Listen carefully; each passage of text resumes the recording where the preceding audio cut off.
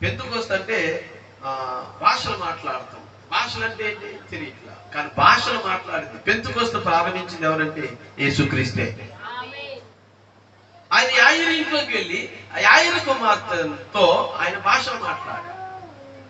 తలితాకుమి అన్నాడు, బాలిక లే అన్నాడు, లేచింది. అది ఆత్మ భాష. కొత్త భాషలు మాట్లాడడం అనేది ఉంది కదా. ఎవరు మొదలు పెట్టారు? యేసుక్రీస్తే. ఏలీ ఏలీ లమా సబక్తాని అన్నాడు.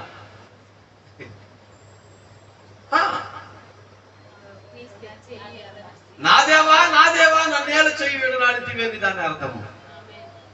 దేవుని స్తోత్రం కదా. ఇలాగ ఆయన అనేక చోట్లలో భాషలు మాట్లాడాడు ఆయన.